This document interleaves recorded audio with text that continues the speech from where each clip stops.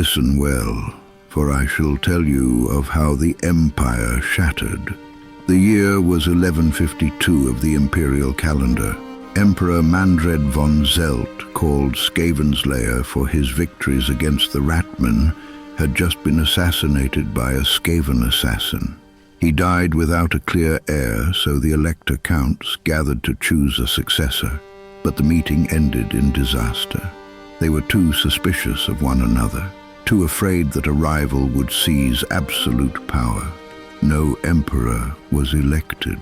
The electoral system, which had held the empire together since Sigmar's time, collapsed in mutual distrust, and the empire fractured into independent provinces. What followed was 4 centuries of slow descent into chaos. Thus began the Age of Wars. From year 1152 to 1359, the provinces fought each other constantly. The Graf of Middenheim annexed the entire province of Middenland, claiming its electoral vote for himself. With Middenheim holding 2 votes, the delicate balance of power was at risk. Tabletop and Sturland emerged as the most powerful provinces, with their rivalry escalating into open warfare. Trade collapsed. The roads became hunting grounds for bandits. Plague swept through the land unchecked. And worst of all, the enemies of mankind saw the empire's weakness. Greenskin hordes swept down from the mountains. Beastmen multiplied in the forests. Chaos marauders raided the northern borders with impunity. The empire was dying, province by province. In 1359, after 2 centuries of chaos, the Count of Sturland finally managed to get himself elected emperor.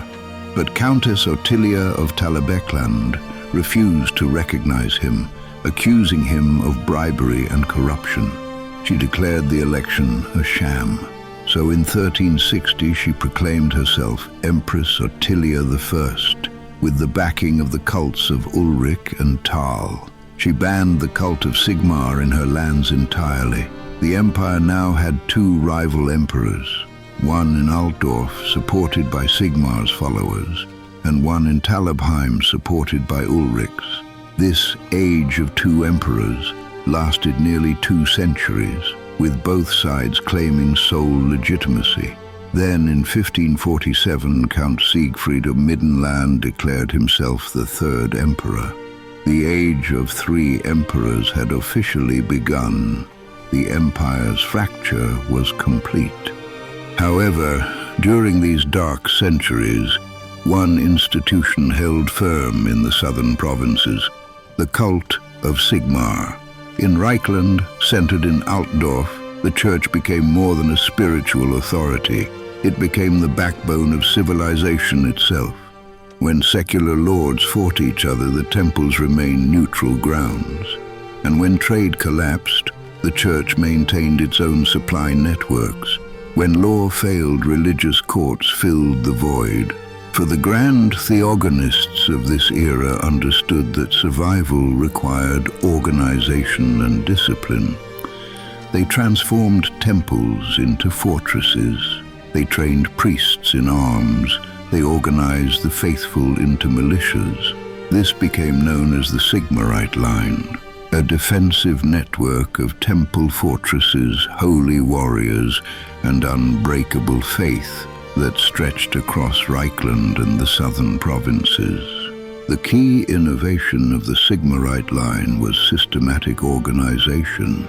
Every village had a temple holding a garrison of warrior priests connected by networks of runners and signal towers. So when enemies attacked one position, reinforcements arrived from multiple others within hours. The church maintained granaries for times of famine. They established field hospitals for the wounded. They provided education when secular schools collapsed. They recorded births, deaths, and marriages when secular authorities failed to do so. The Sigmarite Line was not just military defense. It was civilization itself, preserved through faith and iron discipline. While other provinces descended into warlordism and chaos, Reikland maintained basic order. The warrior priests of the Sigmarite line developed their own distinct traditions during these centuries. Unlike secular soldiers who fought for pay or personal glory, these men fought for a cause greater than themselves. They could not be bribed. They would not flee. Their discipline was absolute. The sacred warhammer became their signature weapon, honoring Sigmar's own weapon, Gal Maraz. They developed prayers chanted in battle cadence, tactics that combined military precision with religious fervor. By 1682, Grand Theogonist Sibold II officially sanctioned the creation of the Templars of Sigmar, the witch hunters, extending the Church's military power into rooting out corruption and heresy. The warrior priests became the most feared and respected fighting force in the fractured empire. When enemies saw the twin-tailed comet banner, they knew they faced fanatics who would never surrender. The greatest test of the Sigmarite line came in 1707 during the Goblin Wars. A massive Waaagh erupted from the Grey Mountains and the Badlands, led by the warlord Grom the Paunch. His horde numbered in the hundreds of thousands, greenskins, trolls, giants, and worse. They swept through the Western Empire like a plague of locusts. Province after province fell. The fractured Imperial armies, each serving different claimants to the throne, could not coordinate a unified defense. So the city-states closed their gates and prayed the storm would pass them by. But Reikland could not hide. The great city of Altdorf itself stood directly in Grom's path, and behind those walls stood the Sigmarite line, about to face its ultimate trial. Grand Theogonist Yorri XV organized Altdorf's defense personally. He called in every warrior priest from every temple in Reikland, and the militias that had trained for decades marched to the capital. The church opened its armories and distributed blessed weapons to anyone who could wield them. The temples outside the city became forward defensive positions, with their garrisons buying precious time with their blood and sacrifice. For 3 months, the siege raged. The greenskins built siege towers from entire forests they had cut down. Giants hurled massive boulders that shattered buildings. Goblin sappers dug tunnels under the walls. But the Sigmarite line held. Every breach was plugged by warrior priests who fought with suicidal courage. Every assault was met with prayers shouted over the clash of steel and the thunder of warhammers. On the 87th day of the siege, as supplies ran desperately low and the walls began to crumble, something miraculous occurred. As Grand Theogonist Yorri led a prayer from the highest tower of the Grand Cathedral, a comet appeared in the sky, a twin-tailed comet, the sacred sign of Sigmar himself. The defenders saw it and took it as divine favor, proof that their god had not abandoned them. They erupted from the gates in a desperate counterattack, with warrior priests leading the charge with fanatical fury that bordered on madness. The greenskins, being superstitious creatures that they were, saw the comet blazing overhead and believed the gods had turned against them. Their Waaagh energy, the psychic power that binds greenskin hordes together, faltered and broke. Grom's army dissolved into panicked flight. The Sigmarite line had saved Altdorf, and with it, preserved the heart of what would one day become the Empire again. But the age of 3 emperors dragged on for decades more. Generations were born and died knowing only civil war and fragmentation. The Sigmarite line endured, but even faith has its limits. Warrior priests grew old and died, and there were never quite enough young men to replace them, for the temples needed constant repair and resources grew scarcer each year. The endless vigilance took its toll. By the year 2200, even in Reikland, even among the faithful, people began to lose hope. Perhaps the empire was finished forever. Perhaps unity was a dream from a lost golden age that would never return. Maybe humanity's destiny was to fight itself until nothing remained but ruins, memories, and the laughter of the dark gods. Then came the year 2302, and everything changed. The Great War against Chaos erupted when a massive chaos invasion from the north threatened to destroy all of humanity.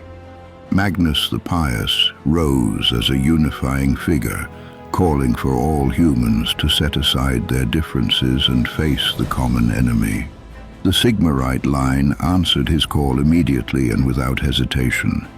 The warrior priests of Reikland marched north in their thousands, joining Magnus's growing army. They had spent nearly 4 centuries holding a defensive line, fighting a war of survival. But now, finally, they would take the offensive. At the Battle of Kislev, the Sigmarite formations held the center of Magnus's army.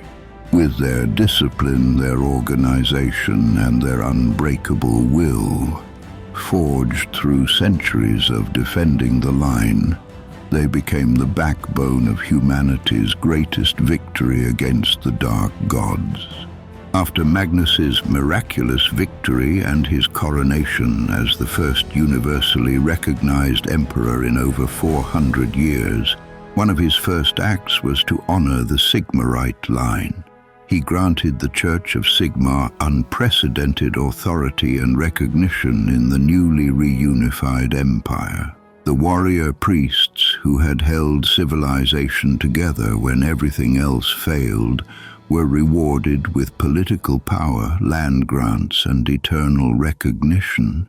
The temple fortresses of Reikland became the model for new defensive networks across the empire, and the organizational structures perfected during 4 centuries of chaos became standard imperial doctrine. The Sigmarite Line itself was no longer needed as a separate entity. It had become the foundation of the empire itself. What had been born of desperation became the blueprint for resurrection. But the legacy of the Sigmarite Line was not without controversy and consequence. For the Church of Sigmar emerged from the Age of 3 Emperors as perhaps the single most powerful institution in the empire, and many found that deeply troubling. The Grand Theogonist now commanded armies of warrior priests and Templars. The Church controlled vast wealth, land, and political influence. Religious law often superseded secular law. Some provinces, particularly those devoted to other gods, deeply resented this Sigmarite dominance. Middenland and Middenheim, devoted to Ulric, the god of winter and wolves, saw the Sigmarite supremacy as religious imperialism. And so the tensions between the Cult of Sigmar and the Cult of Ulric would continue to simmer for centuries to come. Yet none could honestly deny what the Sigmarite Line had accomplished during the Empire's darkest age. When every other institution failed, when nobles murdered each other for scraps of power, trade networks collapsed entirely, and the law meant nothing beyond sword reach. The Church of Sigmar held the line. They fed the hungry when no one else would. They defended the weak when no one else could. They preserved knowledge when ignorance threatened to consume everything. They maintained discipline and order when chaos reigned supreme. For nearly 400 years, from 1152 to 2302, they kept civilization alive. And when the moment finally came to reunite humanity against the darkness, they provided both the organizational structure and the military force to make Magnus's dream possible.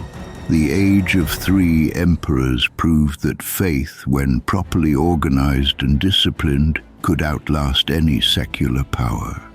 Today, over 2,000 years after Sigmar first united the tribes, the empire still stands, and it stands in large part because of what the Sigmarite Line preserved during those 4 dark centuries. The warrior priests remain the empire's most dedicated and incorruptible defenders. The Cult of Sigmar remains a pillar, perhaps the central one, of Imperial society and politics. The temple fortresses still dot the landscape from Altdorf to the borders, ready to become bastions of resistance should civilization ever falter again. The organizational principles developed during the Age of 3 Emperors are now standard Imperial doctrine taught in every military academy. The Sigmarite Line itself was temporary, lasting only as long as the crisis that birthed it. But what it represented, faith transformed into structure, belief made into strength, and devotion channeled into survival, proved eternal. But will it help the Empire survive the coming darkness? All these questions and many more will be answered in The Tales of the Old World. Subscribe and click the notifications button. And I shall see you